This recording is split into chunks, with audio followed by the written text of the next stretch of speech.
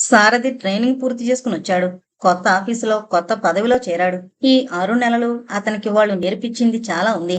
బంగారపు కడ్డీని తీసుకుని కంసాలి అందమైన నగను తయారు చేసినట్లు తెలివైన ఉత్సాహవంతులైన యువకుల్ని ఎన్నిక చేసుకుని వాళ్లకు ఎదురయ్యే అనేక సమస్యలపైన ఎలాంటి నిర్ణయాలు తీసుకోవాలో, ఎలాంటి పని రాబట్టుకోవాలో వాళ్లకు శిక్షణ ఇచ్చారు. అది వాళ్లకు చాలా ఉపయోగపడుతుంది. అక్కడ వాళ్ళిచ్చిన ట్రైనింగ్ ఒక ఎత్తు. ఆ ట్రైనింగ్ పేరు మీద అనేక రకాల మనస్తత్వాలు గల మనుషుల మధ్య మెలగడంతో వీళ్ళంతా ఒకళ్ళ దగ్గర మరొకరు నేర్చుకున్నది ఒక ఎత్తు. ఇప్పుడు సారథిలో మునుపటి సంకోచం లేదు. దానికి బదులు తిన్నగా కర్తవ్య పాలనలోకి దూసుకుపోవాలనే దృఢ సంకల్పం కనబడుతోంది. ఏ విషయంలోనైనా ఒక అధికారంతో మాట్లాడగల నేర్పు అబ్బుతోంది. నలుగురి మధ్య సగర్వంగా తలెత్తి మాట్లాడగల ఆత్మవిశ్వాసం ఇనుముడిస్తోంది. ఇప్పుడు ఈ సారథి తనకి తానే కొత్తగా వింతగా కనబడుతున్నాడు.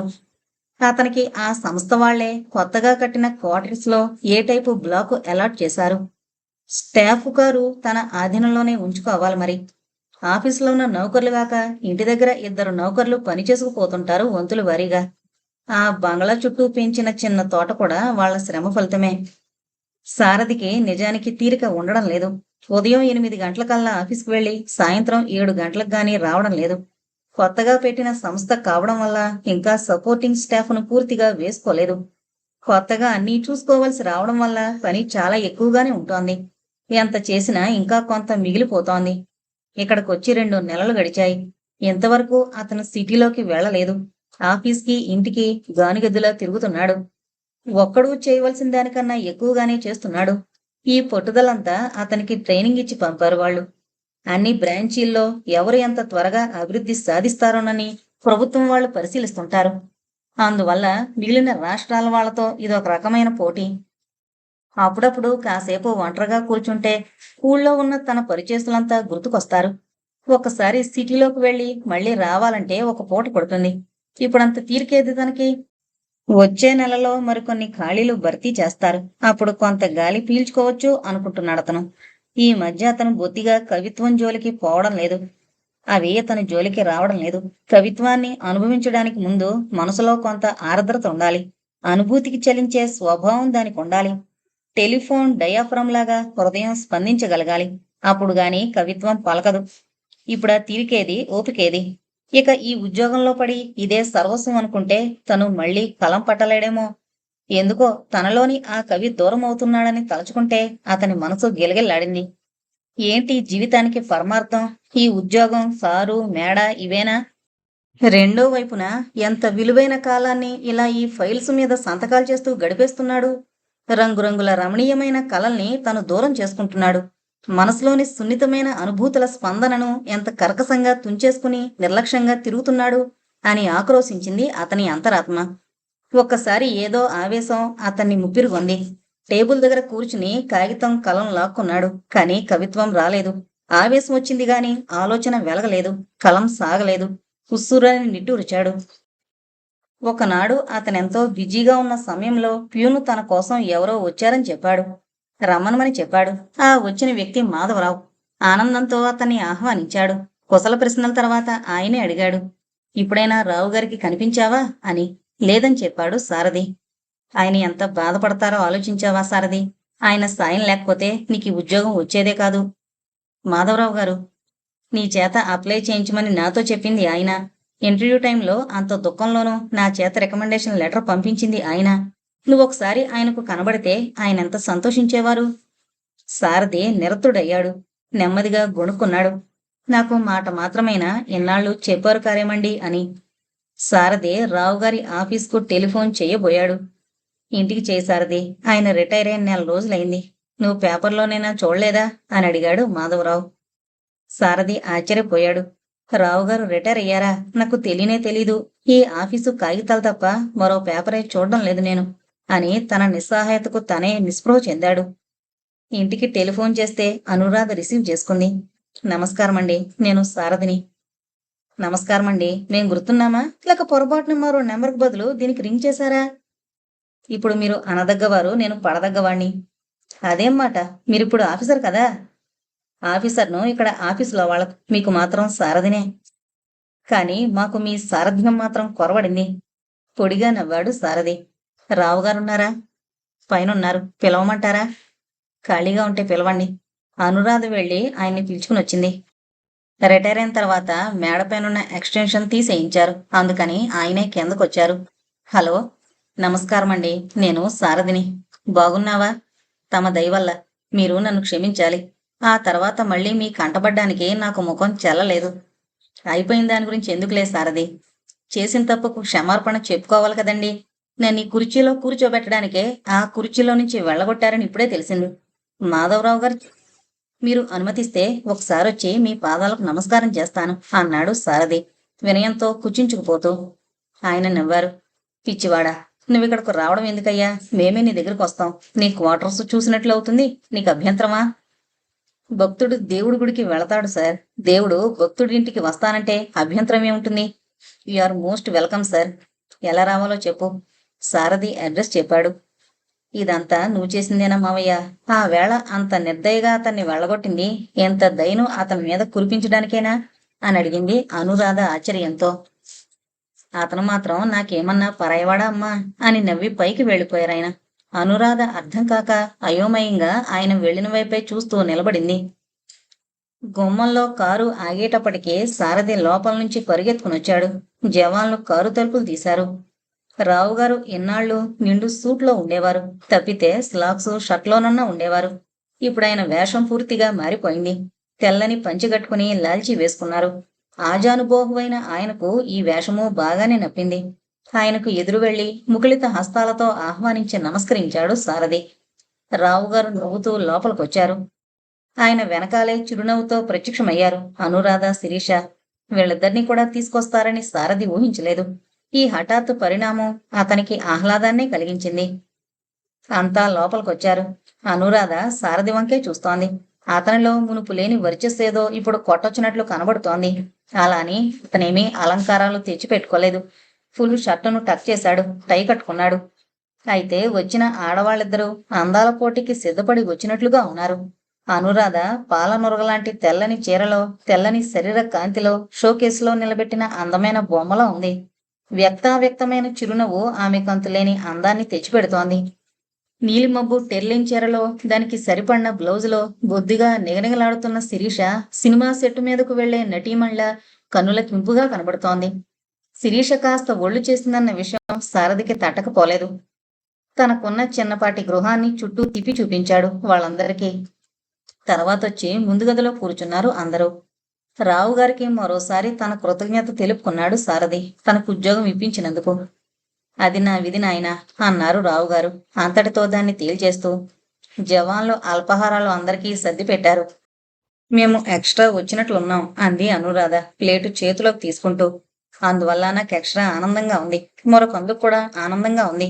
ఈ ఇంట్లో చేరేటప్పుడు నేను గృహప్రవేశాలు, సమారాధనలు గట్రా ఏమీ చేయలేదు. ఇదే సమారాధన. మీరే నా మొదటి అతిథులు అన్నాడు సారథి ఆనందంతో. అతిథుల్ని ఆదరించేవాళ్లు కూడా ఇంట్లో ఎవరైనా ఉండాలి. ఒంటరిగాడు నువ్వు అన్నారు రాజగోపాలరావు గారు. ఆదరించేవాళ్లు లేకేమండి, 2 జవాన్లు రెడీగా ఉంటారు ఇప్పుడు అన్నాడు సారథి చిరునవ్వుతో. జవాన్ల వద్ద నుంచి లభించేది ఆదరణ కాదు, సేవ. వాళ్ళ డ్యూటీ వాళ్ళు చేస్తారు. నువ్వు 1 గంట సేపు వాళ్ళని ఎక్కువ ఉండమంటే పైకి చెప్పకపోయినా లోపల విసుక్కుంటారు. అదే ఇంట్లో వాళ్ళైతే నువ్వు రావడం 1 గంట ఆలస్యమైతే వాళ్ళు ఆదురుదా పడతారు. మీరు చెప్పింది నిజమే, ఒప్పుకున్నావన్నమాట అని నవ్వేశారు రావుగారు. మిమ్మల్ని నేనెప్పుడు కాదన్నాను సార్ అన్నాడు సారథి. ఇంకా ఆ సారేంటయ్యా, నేను రిటైర్ అయ్యి చాలా కాలమైంది. ఇంక నువ్వు అలా పిలవనక్కర్లేదు అన్నారు రావుగారు లేచి చేయి కడుక్కోవడానికి వెళుతూ. ఆడవాళ్ళిద్దరూ బాత్రూం వైపు వెళ్లి పడక గదిలోకి తొంగి చూసి వచ్చేశారు. ఈలోగా కాఫీలు పొగలు కక్కుతూ ఎదురు చూస్తున్నాయి. తీసుకోండి. ఇంకా నేను పెద్దగా సామానేమీ కొనుక్కోలేదు. చెబితే నమ్ముతారో లేదో గాని నేనింకా సిటీలోకి ఒక్కసారన్నా రాలేదు ఈ 2 నెలల నుంచి అన్నాడు సారథి. అంత తీరుబడలేని పనుండడం మంచిదే సారథి అన్నారు రావుగారు. కానీ నాకెప్పుడూ ఒంటరిగా కూర్చుని ఆలోచించుకోవడం అలవాటు సార్. దానికి అవకాశం లేకపోతోంది. ఈ ఆలోచనలున్నాయి చూసావా, అవి కొందరికి వరమైతే మరికొందరికి శాపం. నా మట్టుకు నేను జీవితాంతం వాటి నుంచి తప్పించుకోవాలని ప్రయత్నించాను. కానీ అవే నన్ను వెంటాడి వేటాడుతున్నాయి. ఎవరూ ఏమీ మాట్లాడలేదు. ఆయన కొంచెం సేపు ఆగి నెమ్మదిగా అన్నారు. నేను ఈ రోజు కోసం ఎదురు చూస్తూ బ్రతుకుతున్నాను సారథి. ఎన్నాళ్ళు శిరీష నిన్ను ప్రేమించిందని చెబితే కాదన్నాను. అనురాధకు నీకు మధ్య అనురాగం మొలకెత్తాలని నిన్ను పంపించాను అనురాధం తీసుకురమ్మని. మీ ముగ్గురికి నా ప్రవర్తన వింతగా ఉండొచ్చు. నా మీద మీకు కోపం ఉండొచ్చు, ద్వేషం ఉండొచ్చు. నేనిలా ఎందుకు చేస్తున్నానో, మీ ఇష్టాయిష్టాలను గమనించకుండా మిమ్మల్ని నా ఇష్టానుసారం ఎందుకు నడుపుకోవాలనుకుంటున్నానో చెప్పాలంటే నా గత చరిత్ర కొంత చెప్పక తప్పదు. ఆయన చెప్పడం ఆపేశారు. 1, 2, 3, 4, 10 నిమిషాలు గడిచాయి. చుట్టూ కూర్చున్న ముగ్గురు తలలు వంచుకునో దిక్కులు చూస్తూనో గడుపుతున్నారు. ఆయన తన జీవితాన్ని సింహావలోకనం చేసుకుంటున్నారో లేక జరిగిన దానికి చింతిస్తున్నారో తెలీదు. కాసేపటికి దీర్ఘంగా నిట్టూర్చారు. మన ఆశల్ని ఆశయాల్ని ఎన్నో కోర్కెల్ని అందంగా చిత్రించుకుంటాం. ఈ జీవితంలో ఏదో సాధించాలని ఏమేమో చేసేయాలని ఎంతగానో పోరాడతాం. కానీ చివరకు మిగిలేదేంటో తెలిసినా ఆ పోరాటం మాత్రమే. మనిషి భ్రమలో పుట్టి పెరుగుతున్నాడు. ఈ జీవితంలో ఏదో ఆనందం ఉందని మనం తాపత్రయపడి దాన్ని మనం సొంతం చేసుకోకపోతే కష్టాలు తప్పవని, బ్రతుకంతా వ్యధల గాథ అయిపోతుందని భ్రమపడతాం. కానీ కష్టాలను తప్పించుకోవడం గాని ఈ సుఖాలను రప్పించుకోవడం గాని మన చేతిలో లేదు. అయితే ఈ జీవితానికి అర్థము పరమార్థము ఏంటంటారు అని అడిగాడు సారథి ఉండబట్లేక. మనిషి పుట్టిన తర్వాత చచ్చేదాకా బ్రతకాలి. అతని చేత ఈ బ్రతుకు బరువును చచ్చినట్లు మోయించేది అతని ఆశ. మనిషి బ్రతకడానికి నిద్రాహారాలు ఎంత అవసరమో బ్రతకాలనే ఆశ కూడా అంత అవసరం. ఆ ఆశ కోల్పోయిన వాళ్లే ఆత్మహత్యకు పాల్పడుతుంటారు. జీవితానికి అర్థం ఏంటని అడిగావు కదూ. చావు పుట్టుకల మధ్య ఏముందో అదే దాని అర్థం. పుట్టగానే జీవి ఏడుస్తాడు, చావగానే చుట్టూ ఉన్న జీవులు ఏడుస్తారు. వాళ్లను ఏడిపించడానికే అతను జన్మెత్తాడు. మొదటి ఏడుపు ఆది, రెండో ఏడుపు అంతం. ఈ ఆద్యాంతాల మధ్యనున్న సుఖం, సంతోషం, కష్టం, నష్టం, బాధ్యతలు, బాధలు ఇవన్నీ కలగా పులగంగా కలిపితే జీవితం తయారవుతుంది. నీటితో కాదు, కన్నీటితో కలపాలి. అదే జీవితానికి అర్థం. ఇక దాని పరమార్థం ఏంటంటావా?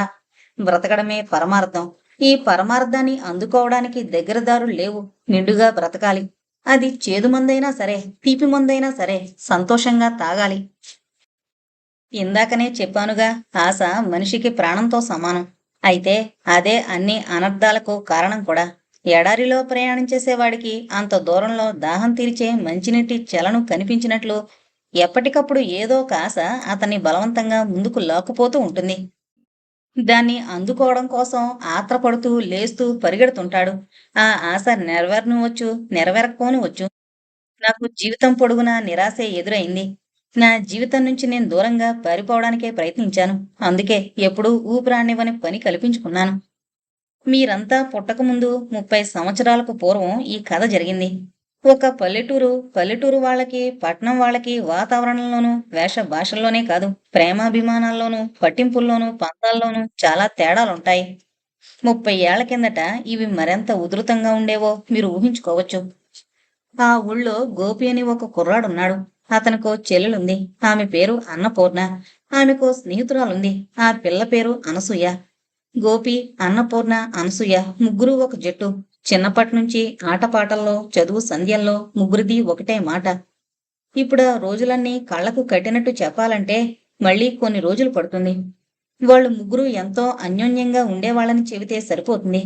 అప్పట్లో ఆడపిల్లలకు చదువులు చెప్పించేవాళ్లు కాదు. అప్పుడప్పుడే కొంతమంది ముందుకొస్తున్నారు. ఆ ఊళ్ళో ఎలిమెంటరీ స్కూల్ వరకే ఉంది. అంతవరకు ముగ్గురు కలిసి చదువుకున్నారు. అయితే గోపి వయసులో పెద్దవాడు కావడం వల్ల ఒక క్లాసు పైనే ఉండేవాడు. ఆ ఊరికి 3 మైళ్ళ దూరంలో కొంచెం పెద్ద ఊరుంది. అక్కడ స్కూల్లో 3rd ఫారం వరకు ఉంది. గోపి ఆ ఊళ్ళో 1st ఫారంలో చేరాడు. 3 మైళ్ళు నడిచి వెళ్ళొస్తుండేవాడు. గోపి తండ్రి కాస్త ఉండీలేని మధ్యతరగతి కుటుంబాల కిందే లెక్కైనా గోపి తండ్రికి కాస్త చేతిలో డబ్బులు ఆడుతుండేవి. అడపాదడపా అందరికీ అప్పులిచ్చి నోట్లు రాయించుకుని వడ్డీలు వసూలు చేసుకునేవాడు. అనసూయ తండ్రికి ఏమీ లేకపోయినా పుట్టెడు పౌరుషం ఉంది. అనసూయ, అన్నపూర్ణ ఇద్దరూ 5వ క్లాసు పూర్తి చేశాక గోపి తండ్రి అన్నపూర్ణ చదువు మానిపించేశాడు. అనసూయ మాత్రం గారం చేసి ఏడ్చి ముట్టుకుని 1st ఫారంలో చేరింది. రోజు ఈ ఊరు నుంచి చదువుకోవడానికి వెళ్లే గోపికి అనసూయ తోడు దొరికింది. ఇద్దరూ కబుర్లు చెప్పుకుంటూ వెళ్లి వస్తుండేవాళ్లు. అసలు ఆ అవకాశం కోసమే ఆమె తండ్రిని పోరు పెట్టి ఒప్పించింది. గోపి తండ్రితో చెప్పి సైకిల్ కొనుక్కున్నాడు. ఊళ్ళో కాకపోయినా ఊరు దాటిన తర్వాత అనసూయను తన సైకిల్ మీద కూర్చోబెట్టుకుని తీసుకుపోతుండేవాడు గోపి. ఇది చూసిన వాళ్లు లేకపోలేదు. నలుగురికి చేరవేసిన వాళ్లు లేకపోలేదు. అయితే గోపి తండ్రి, అనసూయ తండ్రి బావ అంటే బావ అనుకునేవాళ్ళు. అందువల్ల చుట్రకం కలుపుకుంటారులే అని అందరూ అనుకునేవాళ్ళు. ఇంకొంచెం చొరవ తీసుకున్న ఆడవాళ్లు అనసూయ గోపాలం పెళ్ళమని పబ్లిక్ గానే అనేస్తుండేవాళ్ళు. అంతవరకు ఎలా తిరిగినా అనసూయ వ్యక్తురాలైన తర్వాత గోపితో అలా పెళ్లి కాకుండా తిప్పడం చాలా మందికి నచ్చలేదు. గోపి తండ్రి గాని అనసూయ తండ్రి గాని కనబడితే పిల్లకు పెళ్ళిడొచ్చింది, ఎన్నాళ్ళు ఊరుకుంటారు, లగ్నాలు పెట్టుకోకూడదు అని వాళ్ళ మొహానే అడిగేవారు. ఈలోగా గోపాలం థర్డ్ ఫారం కూడా పూర్తయింది. అప్పుడే అనసూయ థర్డ్ ఫారంలోకి వచ్చేసింది. కనుక తను అనసూయ కన్నా ఎక్కువ చదవాలి. గోపి తండ్రితో పోట్లాడి పట్నంలో మకాం పెట్టి చదవడం మొదలుపెట్టాడు. మరో 7 గడిచింది. అనసూయ చదువు పూర్తయింది. పట్నం వచ్చి గోపితో పోటీపడి చదవాలనున్నా సాగలేదు. ఆ రోజుల్లో అక్కడికే అది ఎంతో సాహసం. ఇక ఆడపిల్ల చదువు కోసం పట్నంలో కాపురం పెట్టడం జరిగే పని కాదు. ఇంతలో పెద్దవాళ్ళకేవో పేచీలొచ్చాయి. డబ్బు దగ్గరే వచ్చాయి. గోపి తండ్రి దగ్గర అనసూయ తండ్రి 2000 ఎప్పుడో అప్పు తీసుకున్నాడు. నోటు కూడా రాయించుకున్నాడు. అయితే తీసుకున్న తర్వాత 3 ఏళ్లు దాటిపోయింది. ఇస్తాడన్న నమ్మకం కొద్దీ ఊరుకున్నాడు గోపి తండ్రి. గడువు తీరిపోయింది కనుక నాకున్నప్పుడెప్పుడో ఇస్తాను, గొంతు మీద కూర్చోకు అంటాడు అనసూయ తండ్రి. ఆ రోజుల్లో 2000 తక్కువ డబ్బేమీ కాదు. మెల్లిగా 2 కుటుంబాల మధ్య వైషమ్యాలు పెరిగాయి. చెరువు నీరు ఒకరి పొలం మీదుగా మరొకరి పొలంలోకి పారుతుంది. ఇన్నేళ్ల నుంచి లేని తగాదా ఇప్పుడొచ్చింది. గట్టు తెగ్గొట్టబోయిన అనసూయ తండ్రిని గోపి తండ్రి గెడ్డపారతో చంపబోయాడు. చుట్టూ ఉన్న వాళ్ళంతా అడ్డుపడి ఇద్దరినీ విడదీసి ఇళ్లకు లాక్కుపోయారు. ఇక అక్కడి నుంచి వాళ్ళ కోపతాపాలు రోజు రోజుకి హెచ్చిపోయాయి.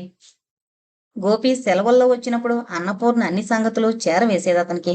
గోపి మాత్రం ఏం చేయగలడు? అన్నపూర్ణ, అనసూయ ఏ చెరువు గట్టునో ఏ దేవుడి గుళ్ళోనో కలుసుకుని ఒకళ్ళనొకళ్ళు ఓదార్చుకునేవాళ్ళు. గోపి కూడా అనసూయను కలుసుకోవాలని ప్రయత్నం చేసేవాడు. ఎప్పుడో కాని వీలు పడేది కాదు. ఆ పల్లెటూళ్లలో రహస్యంగా కలుసుకునేందుకు ఎలా వీలవుతుంది? ఏ చేలగట్ల దగ్గరో, ఏ తోటల దగ్గరో, తోపుల దగ్గరో కనబడి పాపం వాళ్ళు మనసులు విప్పి మాట్లాడుకునేవాళ్ళు. ఒకళ్ళనొకళ్ళు ఓదార్చుకునేవాళ్ళు. కనీసం కన్నులారా ఒకరినొకరు చూసుకోవాలని తహతహలాడిపోయేవాళ్ళు. ఎన్నో సంవత్సరాలుగా వాళ్ళ మధ్య తలెత్తి ఇద్దరి చుట్టూ అల్లుకుపోయిన ఆశలు వాళ్ళని కలుసుకోకుండా ఉండనిచ్చేవి కావు. అలాని వాళ్ళు హద్దులు మీరి ప్రవర్తించలేదు. కానీ అదెవరికి కావాలి? గోపి, అనసూయ చెడిపోయారని అందరూ చెప్పుకున్నారు. ఇది అనసూయ తండ్రికి తల కొట్టేసినట్లే అయింది. ఆ పిల్లను ఇల్లు కదలనివ్వలేదు. కొట్టాడు, తిట్టాడు. చివరికి మెడలు వంచి మెడలో తాళి కట్టించాడు సీతారామయ్య చేత. సీతారామయ్య బాగా ఉన్నవాడే. అయితే ఆ ఇంట్లో ఆడంగులంతా పరమ గయ్యాళులని ప్రసిద్ధికెక్కారు. తెలిసిన వాడెవడు ఆ ఇంటి గుమ్మంలో కాలు పెట్టడానికి జంకేవాడు. ఇక ఆ ఇంటికి ఆడపిల్లను పంపడానికి ఎవరు సిద్ధపడతారు? అనసూయ తండ్రి సిద్ధపడ్డాడు. ఉన్న ఎకరం పొలం అమ్మి ఆ పిల్ల పెళ్లి చేశాడు. పెళ్లి జరిగిన తర్వాత ఆ పిల్ల ప్రణయ వృత్తాంతం వాళ్లకు తెలిసింది. తెలిసినప్పటి నుంచి ఆ పిల్లను అసహించుకోవడం అధికమైంది. ఆ పిల్లకు అత్తింటి కాపురం నరకమైంది. తన మనోవ్యధనంతా ఎవరితో చెప్పుకుంటుంది? ఏమని చెప్పుకుంటుంది? ఎవరికీ తెలియకుండా గోపికి ఉత్తరం రాసింది. గోపి జవాబు ఇవ్వలేదు. ఇంకో ఉత్తరం రాసింది. తన గోడంతా వెళ్లబోసుకుందే గాని అతని ఏం చేయమందో రాయలేదు. 2 ఉత్తరాలు రాసింది గనుక ధైర్యం చేసి గోపి బదులు రాశాడు. అది భర్త చేతిలో పడింది, అత్త చేతిలో పడింది, ఆడబిడ్డ చేతిలో పడింది, ఊళ్ళో వాళ్ళందరి నోట్లోనూ పడింది. అక్కడ అందరి విషయాలు అందరికీ కావాలి. ఈ చదువుకున్న వాళ్ళకేమో అవేమీ గిట్టవు. ఇక్కడే అనసూయకి వాళ్ళకి ఫండమెంటల్ గా తేడా వచ్చింది. ఈ చదువుకున్న పిల్లను పరాయివాడితో ప్రణయాన్ని నడిపిన ఇల్లాల్ని వాళ్ళంతా వెలయాలుగానే చూడడం మొదలు పెట్టారు. పగలంతా గుడ్డులా చాకరీ చేస్తూనూ, రాత్రంతా గొడ్ల చావిడి దగ్గర పడి ఏడుస్తూనూ కాలం గడుపుతుండేది. గోపి తెలివైన కుర్రాడుగా టీచర్ల దృష్టిలో పడిపోయాడు. ఆ ఊళ్ళోని ఐశ్వర్యవంతుడొకాయన తన కూతురి పెళ్లి చెయ్యాలని ఒక తెలివైన కుర్రాడి కోసం వెతికాడు. ఆయన ఒక పద్ధతి కనుక్కున్నారు. స్కూల్ ఫైనల్ క్లాసులో తమ కులానికి చెందిన కుర్రవాళ్లలో తెలివిగా చురుగ్గా ఉన్నవాళ్లు ఎవరా అని వాకప్ చేస్తే గోపి దొరికాడు. వాళ్ళ అడ్రస్ తెలుసుకుని తిన్నగా వాళ్ళ తండ్రితో మాట్లాడి పెళ్లి కొప్పించారు. ఆ వేసవిలోనే పెళ్లి చేశారు. అల్లుణ్ణి ఇంట్లో పెట్టుకుని చదివించారు. ఆయన పలుకుబడితోనే అతనికి మంచి ఉద్యోగం వచ్చింది. ఇంత జరిగినా గోపి మనసులో చిన్నప్పటి అనసూయ తొలగిపోలేదు. ఆమె పండక్కు పుట్టింటికొస్తుందేమోనని ప్రతి పండక్కు తన ఊరికి వెళ్ళేవాడు. ఆమె ఎప్పుడూ వచ్చేది కాదు. ఎప్పుడో వచ్చి వెళ్ళిందని అన్నపూర్ణ చెప్పేది. అంతే. ఇది ఇలా ఉండగా ఒకరోజు సీతారామయ్య టౌనుకు వెళ్లి అక్కడొక ప్రమాదంలో చిక్కుకున్నాడు. ఒక కాలు తీసేవలసి వచ్చింది. అతను కుంటివాడే ఇంటికొచ్చాడు. సీతారామయ్య కుంటివాడు కావడానికి కారణం అతనికి జరిగిన ప్రమాదంగా కనిపించలేదు ఎవరికీ. అనసూయ నష్టజాతకురాలు, దుష్టబుద్ధి కలది కావడమే కారణంగా కనపడింది. ఆమెను తిట్టడం, కొట్టడం ఎక్కువైంది. అత్త, ఆడబిడ్డ ఆమె పాలిట యమదూతలే అయ్యారు. భర్త జాలిపడ్డాడే తప్ప అడ్డుపడలేకపోయాడు. వారం రోజుల లోపల నువ్వొచ్చి నన్ను ఏదో విధంగా తీసుకొని పోకపోతే నేను చచ్చిపోతానని గోపికి రాసింది అనసూయ. వెళ్ళడమా మారడమా అనే సందిగ్ధంలో పడిపోయాడు గోపి.